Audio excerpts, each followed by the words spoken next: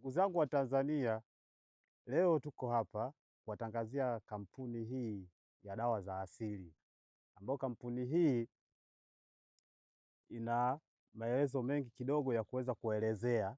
Kampuni hii kutokana na mazingira ya utandawazi wetu wa kimaisha ya kidunia, kuna vitu vingi ambavyo tunavyovifanya na vitu vingi tunavyokula na vitu vingi ambavyo vinatuzunguka katika jamii yetu na maradhi mengi kwa sasa.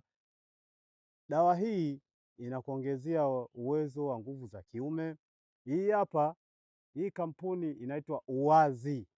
Hii kampuni Uwazi, hii hapa dawa hii ni kiboko ya nguvu ya kuongeza uume kwa wale walioathirika na punyeto, walioathirika na vitu vingi ambavyo vinavyomzunguka kama mwanadamu. Kwa ndugu zangu wa Tanzania, hii dawa ukiitumia inakuongezea, haudharauliki katika tendo la ndoa kwa sababu ushakuwa ni mume kamili, inakuongezea uume wako.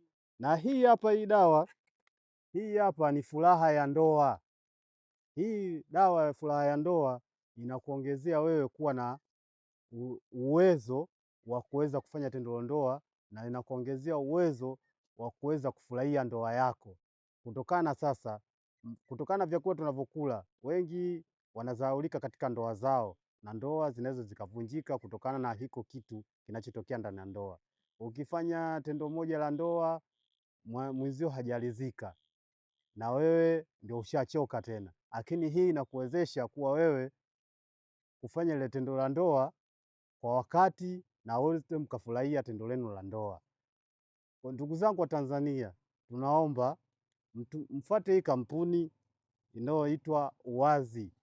Hii kampuni Uwazi ndio itakayo kuweza kuwezesha kufurahia tendo lako la ndoa na kuweza kuongeza uwezo wa kuweza kufurahia ile tendo lako la ndoa. Ndugu zangu wa Tanzania, asanteni sana. Naomba mje katika kampuni hii ya Uwazi muweze kufurahia tendo lenu la ndoa. Asanteni sana.